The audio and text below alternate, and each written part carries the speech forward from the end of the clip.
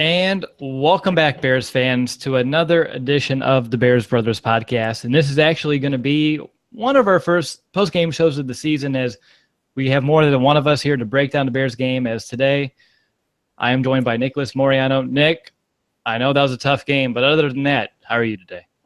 I'm doing pretty well. Can't complain, other than obviously the game that just unfolded, but doing well. Awesome. Yeah, a lot of complaining about that coming up, and I mean, deservedly so. I mean, that was a very piss-poor outing by the Bears, to put it bluntly. Let's kind of just get into it, guys. I mean, let's just start from the beginning, where the Bears offense couldn't do much of anything with Jay Cutler, at the helm. He only, completed 2 of 7 for 11 yards at halftime, which is god-awful. The Bears only had 20 yards at the first half, 8 minutes of time of possession, and only 2 first downs. Pretty mediocre there. Nick, you were able to watch it on a real TV, so I'm pretty jealous about that. So can you tell me what was holding the Bears offense up so much? It was a bunch of things, from starting with the offensive line, and then it was Alshon Jeffrey had a big drop pass that could have gone for a huge gain later in the game, and then also just penalties killed them. I know they had an illegal formation. That's something that we've seen common here in the preseason. So there's a big mixture of things, and Langford was the only one who was actually able to generate any offense, and he had to do that, trying to make plays with defenders already in the backfield. So it was a bunch of things that just kind of went bad for the Bears. No, I agree. I mean, they're just going 3 and out, back to back to back, and it was just so hard to watch. And honestly, you can tell that the offensive line is really struggling to keep, get enough push to open up some holes in the running game, and B, to protect their quarterbacks, which we're going to get into later on. But I have a question for you. So we had Cornelius Edison starting at center. What did you see out of him today? Did he do okay? For me, it was kind of a mixed bag. Yeah, no, I have to agree with you. It was a mixed bag. I know there's a couple plays where he got beat pretty bad, and I think whoever was commentating was pointed out on there. But it is their first I think this is the first week that they actually played together. I mean, Larson and then Edison being the center with no Kyle Long there. So it takes time to get that chemistry, but I mean, this offensive line keeps losing guys, and who knows how long that chemistry is going to be there. But it was a mixed bag of good and bad from him, but it was one game. Exactly. No, I believe it was the first drive when Langford was out for a pitch, and Edison actually did spring that run that, Langford was able to pick up a first down, which was good. But he did, too, like you said, he struggled at times and lost a few matchups there. And it's kind of sad when you play a whole half of football, and I have here in my notes that the one bright spot for offense, which isn't even offense, was O'Donnell's 61-yard punt. Yes. I mean, that's good to see from him because he struggled with that last year, but it's not good to see how many times he was on the field this game. And did the Chiefs even punt? I don't recall. I don't think so. I don't think they did. Our defense was out there for so long. That's the thing. Our offense was 3 and out. Our defense go play, entire series, stop them at the goal line, offense 3 and out. Go do it again, defense. Just terrible to see. And then paddle down. I actually had that in my notes, was the big bright spot. But our coverage team was god awful today too. So if you would punt it and then our coverage team would not stay in their lanes or get the tackler, it was terrible. No, it was reminiscent of last season's Bears special teams coverage for sure. So you kind of brought up defense, which is something we should definitely talk about, of course. So let's talk about how the defense did, because they did what I call Lovie Smith defense. They bend, but they didn't break, which is pretty good to see, especially considering how much they were on that field in that first half. This stage in the game, conditioning isn't, at the very top where it should be mid-season form.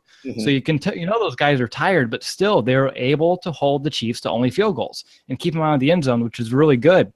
And what did you see from them in particular that allowed them to bend but not break? I thought they had some pretty good pass rush. I think they got Alex Smith maybe once. I think it was Akeem Hicks, but I thought they had good pass rush. The big thing with them, though, I saw that the corners and safeties really backed up in coverage, and that gave those easy slant routes, those easy little 10 intermediate routes wide open for the Chiefs. But they really hunkered down in the red zone and just were able to make stops, 3 stops in a row. But they gave up a lot of yards, which is kind of concerning. But if they're not giving up the touchdowns, the scores, then it's not too bad. Exactly. And yes, it was Hicks who had the sack. You're correct on Mm-hmm. that. So let's talk about that secondary, because for me, they're concerned because this front Big time. seven, if this front seven can get to the quarterback, we'll be in okay shape. But as we can tell today, if this front seven does not dial up the pressure, the secondary is going to allow some of these passes underneath and over the top, as we saw. So what did you see from the safeties? I thought HJQ had a pretty good game, besides hopping on Freeman and perhaps tweaking his Yeah, ankle a that little bit. was. Oh man, that was concerning. I was like, no, this is not happening. It's like a Lamar Houston celebration, torn Exactly. ACL, freaking Yep. out. But no, HJQ had some pretty big hits in that game too. He's really physical and likes to, amp up the defense. But the big thing, and Tracy Porter got injured too, so that makes it even worse for our secondary that's so young. We're putting out like rookies and second-year players who have to potentially be starters. And we saw DeAndre Hall today. Other than the interception, he was out of place. He got beat, Right. and he is a rookie, but it's a concern because we don't have a lot of depth at that position, or veterans, I would say. Yeah, exactly. A lot of depth, as in we have a lot of players there, but not a lot of experience Mm-hmm. because, like I said, Tracy Porter out, perhaps a concussion. We'll find out more about that later on in the week. And if Yeah. he does enter, the concussion protocol, especially in the NFL, how it is now, there is a decent possibility he's not out there week 1 against the Texans, which between that and Fuller's injury, I am really starting to hit the panic button. I didn't want to, but that might be a big enough reason to hit the panic button, don't you think? Oh, no doubt about it. Would you say the secondary is more worse than the offensive line at this point right now? If That Porter that's a and Fuller? that should be a Twitter poll question. I'm gonna have to put that one out Yeah. after the show because honestly, I don't know, and it's hard because I mean, they're so separate on their jobs, but I'm Mm-hmm. equally worried for both because both are so pivotal for the success to both sides of the Yeah. ball, and they're Mm-hmm. both injuries, youth. I'm nervous, and Man, yeah. um, so let's go back. Let's talk about the defensive line real quick because I Mm-hmm. thought they played a pretty good game for the most part.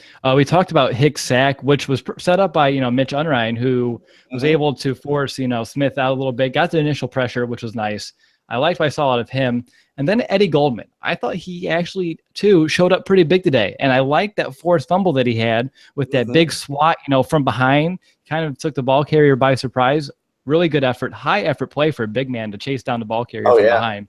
So that's going to be something I would hope to see during the regular season. And I'm just still kind of pissed that we didn't jump on it because I really thought that was going to be Bears football there. I'm surprised that they didn't put Goldman. Maybe because he did run down the play and cause a fumble, but he wasn't in that goal line situation where what is it, West, the running back, ran in for the short yardage game. I'm Right. surprised we didn't see Goldman in there on goal line situation like that. No, I agree. I mean, I saw you tweet about that, and that's a very solid point because you think they would want Goldman, like you said, that big body down on Yeah, the goal big body. line. But again, preseason, maybe he was just tired and they didn't want to risk it. Yeah, So true. I mean, as we can tell, injuries are kind of piling up. So kind of just Yeah. gotta. Ugh. So yeah, all right. So at halftime, the Bears defensive starters gave up 239 total yards. They were on the field for 21 minutes and 54 seconds, so pretty much 22 minutes, and they only gave up 13 points, which I don't think we can say that about the Bears defense in the past couple seasons. I think any of those units would have just gave up, and it would have been like a 35-0 game at halftime. I think Vic Fangio is installing, really putting this culture together for this defense. Actually, they'll bend, but they won't break. They're going to keep you in games. And we did see that a little bit last season. That's why the Bears were in so many games last season. And it showed today, despite our offense not doing anything, the defense went out there and they did their job until, the one touchdown. But, take 3 points over 7 any day of the week. So let's go back, flip the sides of the ball real quick before we start talking about backups here.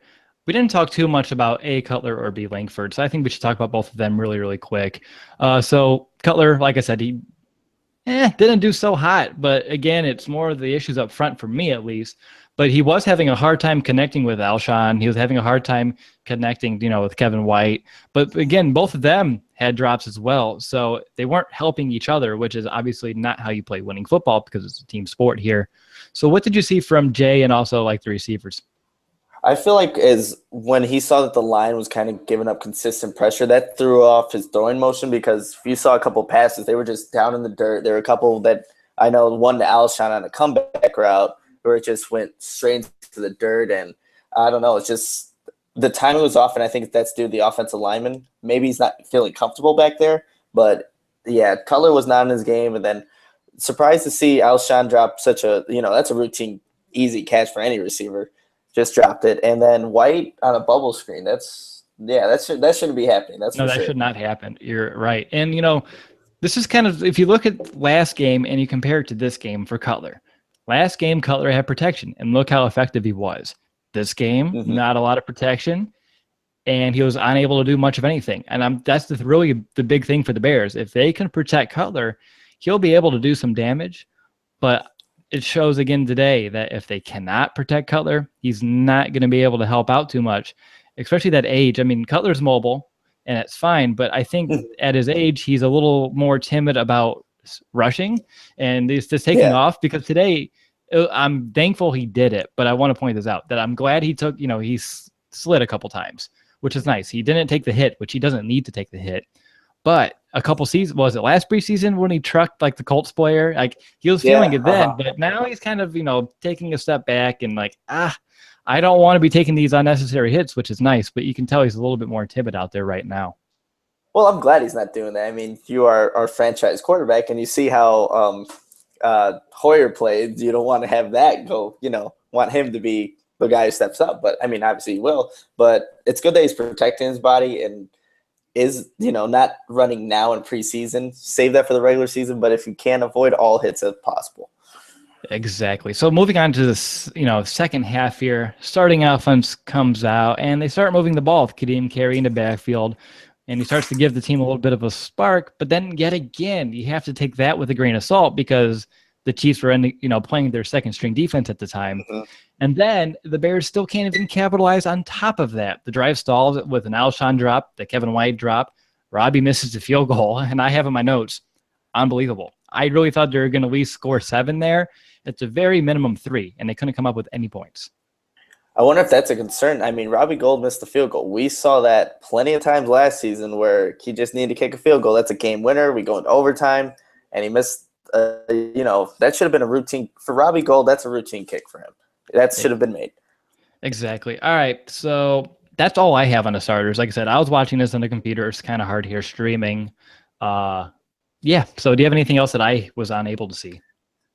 Other than the offense really struggling, Langford's the only one that kind of was the only one that really popped out from the starters, only because he made gains out of nothing that should have been negative plays. But other than that, there wasn't much that I saw offensively.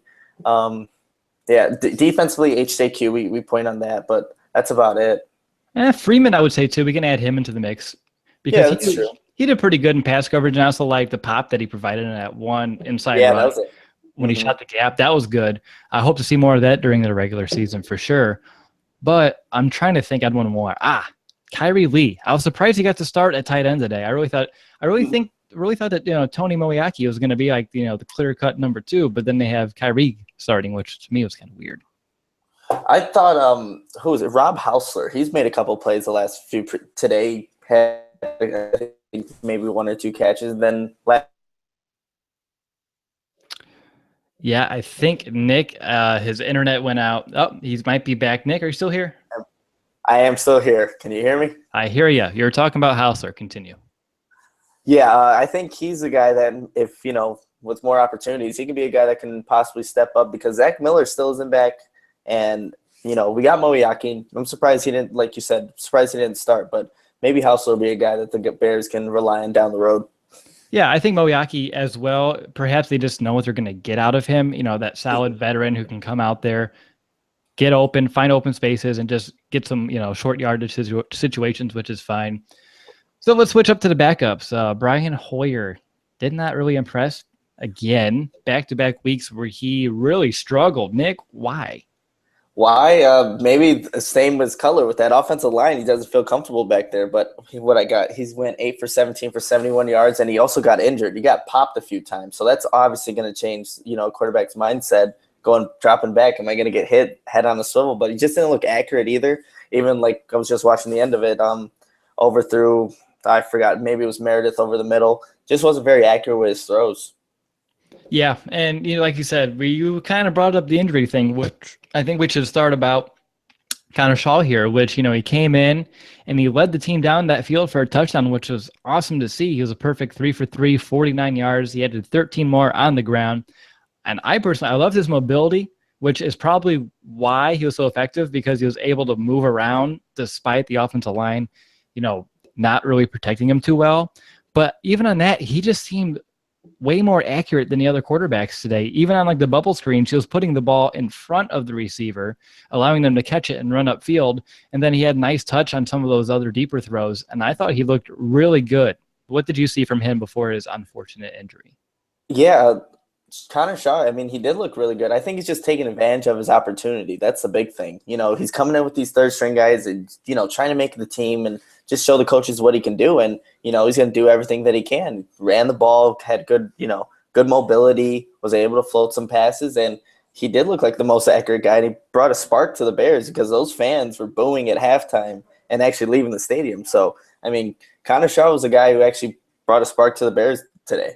He did. And then, like I said, unfortunately, he had to exit due to injury, which, I mean, it just really pains me to see because, I mean, to think about all the work he had to go through just to come back onto the field after suffering that injury a year ago, just to get back in the field and, like you said, to make the most of his opportunity, in which he did, and then to go out like that. I mean, you can see the frustration like on his face. Oh, yeah. And he was hurt, physically, but also emotionally there, because it takes a lot of work to rehab from an injury, and to just exit like that. I mean, I feel so bad for the kid because he was staking a claim to become possibly the backup quarterback, and now he's more than likely done for the year, even though we don't know much. But yeah, I didn't even see the injury. Did you? Or nope, I just saw him get hit, kind of, sort of, when they moved the camera. I mean, I'm sitting, like I said, full screen here. Yeah, gotcha. And they didn't even show the replay, which is really scary. Yeah, that's what I was kind of waiting for. I wanted to see what exactly it was. I want to say it was like an ankle or possibly an ankle, but yeah, I was waiting for the replay just to see the severity or what actually happened. But right, hopefully it's not. I mean, his face kind of told what kind of injury it was. Just him going out the court. Yeah. It's bad when the announcers are describing the replay and they just won't show it, because like I heard him talking like, oh, that does not look good, but they just would not show it on TV. So you just know it had to be perhaps some nasty injury there. Other than that, I thought Jordan Howard didn't look too out of place there with his limited reps that he got. I liked the little wheel route they gave to him. I think they should probably use that in a regular season a little bit, because here at Indiana, that's what he did last year, and he was really effective, just catching those little swing routes and just taking off downfield. And then if it's Jordan Howard one-on-one against like a corner or a safety, he's going to either blow right past him or run right over him. And that's why I love that play, and I think they should definitely use that come the regular season. Did you see anything else from some of the backups that I haven't touched on yet? That you haven't touched on yet? We saw Braverman actually made 2 catches today, so that was good to see. Hey, both for a first down, so his catch per first down rate's at 100%. Yeah, so I'll take it. Other than that, I don't really. It's like, for me, it was tough. So if you have anything on defense, offense, special teams, trying to think of any, because it was such a poorly played game on both sides of the ball, at all sides of the ball. For guys that kind of stepped up, there really wasn't much. Not any of the secondary guys. No, nothing really. Well, yeah, that seems to be the gist of this game. Not a lot of positive to come out of it, and the negative is kind of scary. And here at the Bears Brothers, if you don't know, we try to be as positive as possible. And as you can tell, we're kind of deflated today because we kind of thought we would see a much stronger outing from these Bears today. Knowing that I know some of these injuries were going to obviously damper what we're going to see, but I really thought that at least the starting offense would have scored points. And I'm not even going to complain about the starting defense with all that time they were on the field, only giving up to 13. I'm not complaining. And even the backup defense didn't do a terrible job, but as you can tell, the secondary is definitely an issue, which I think is my biggest takeaway from the game. I mean, it's weird how this Bears offense, after going to New England and having such a fast start, and then next week it's just completely turned around. That's what's interesting for me, at least. I mean, I don't know how you can go from, the Patriots are a great organization. They have a great defense. Kansas City, I mean, I think they lost to them in the playoffs last season. But it's weird how the Bears offense just stalled and could not do anything. Right. And you know what's really weird too? I noticed did you notice that all the quarterbacks were wearing those wrist coaches today, which I've never seen Cutler wear one of those. So I don't know how used to he is of actually using that in a game situation, which perhaps I'm speculating here, but perhaps that was one of those other reasons why the offense just couldn't get, their mojo going, for lack of a better term. He was also wearing the blue sleeves. Usually he wears white. So maybe that's a thing too. Who knows? Hey, maybe he needs to go back to the white sleeves. I noticed the navy sleeves too, and I was curious about those. Mm-hmm. All right, so Nick, any final thoughts before we wrap up? I don't think we should sit here and dwell on this preseason game too much. Hopefully, obviously we won't see much playing time, next week, but hopefully the starters can get one drive if they even play and do something with it, because we need to have a positive going into the regular season. This is not a way to end it. Yep.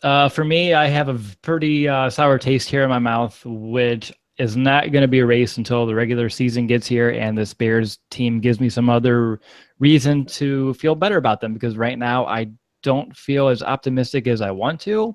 I'm not saying I'm being pessimistic here, because I still think this could be a very special team. Like I tweeted out, don't forget that the 2010 Bears went 0-4 in the preseason and still ended up at the NFC Championship game, which is still a Cutler injury away from making the Super Bowl. So again, preseason doesn't mean anything. Let's remember that. But yes, there is definitely concern for the Bears. And a couple of Twitter polls results that I want to share before I sign off today. I tweeted out, true or false, was Andrew Shaw, is he better than Brian Hoyer? And out of about 100 votes, 85% said Shaw is better. And unfortunately, we can't see anything come out of that. And then I tweeted out asking Bears fans to grade the first half, and nearly 76% of Bears fans gave that grade an F. And so I bet you, I'm not even going to look at the Twitter poll for the end of the game, because I'm sure it's going to be exactly the same. So that's really all I got. So for now, we're going to sign off until next week. So for Nicholas and myself, see you next week. Bear down, Chicago.